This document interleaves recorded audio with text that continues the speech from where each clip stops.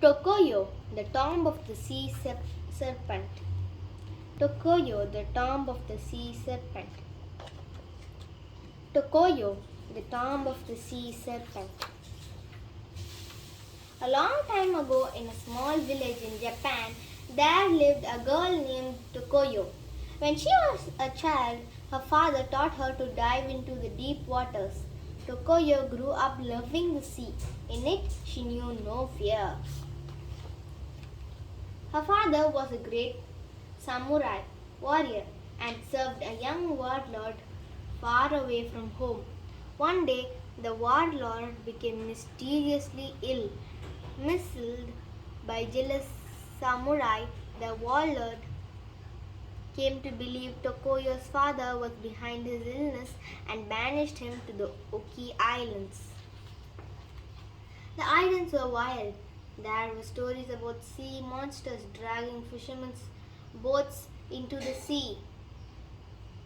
No one dared to fish in the waters around the islands.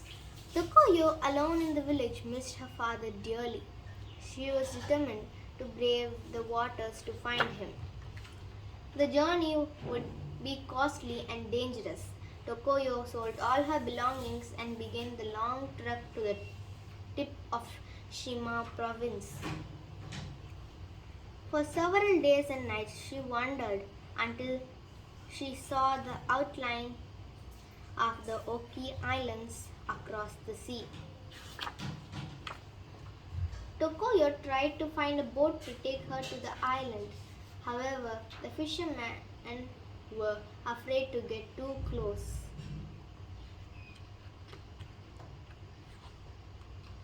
Tired and discouraged, Tokoyo sat down to rest.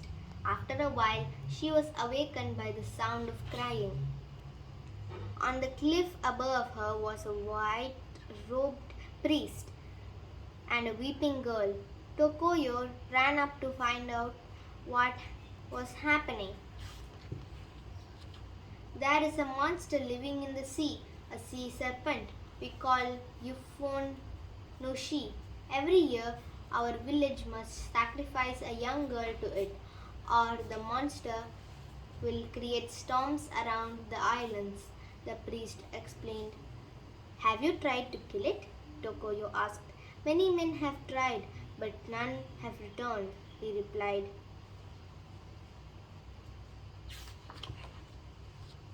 Tokoyo said, let me take the place of the girl. I do not fear the sea. I am a samurai's daughter and I can kill the sea serpent. She took a knife from her bundle and dived into the icy cold waters. On and on she swam till she reached the bottom of the sea.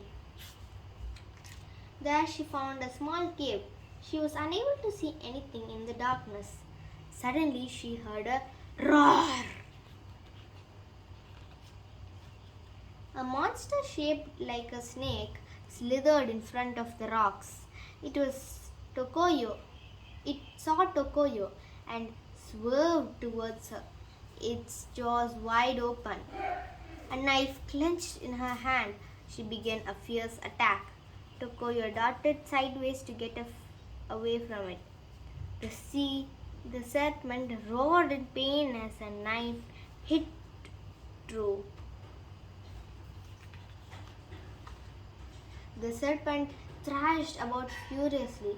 Tokoyo ended its suffering with one last plunge of her knife into its heart. It gave a ear-deafening groan and collapsed.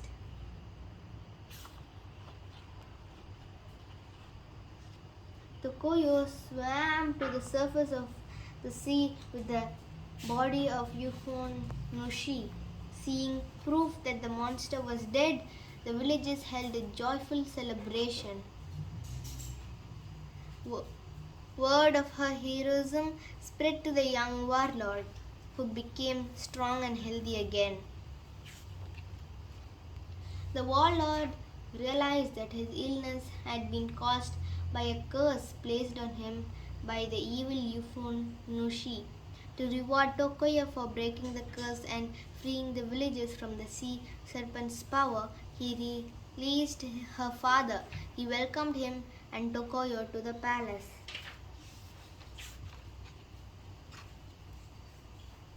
The warlord honored Tokyo in another way. He allowed her to serve him alongside her father. To this day, people remember her as a great heroine. As for the dead monster, Yufunoshi was buried at the cliff that Tokoyo had dived from. The villagers built a shrine at its grave and named it the Tomb of the Sea Serpent. It marked the end of a region of terror and celebrated how one girl could make a difference in the world. In ancient Japan, Tokoyo must brave long distances and a fearsome sea serpent to reunite with her father, a banished samurai. How can one girl make a difference in the world? Tokoyo, the tomb of the sea serpent. Thank you.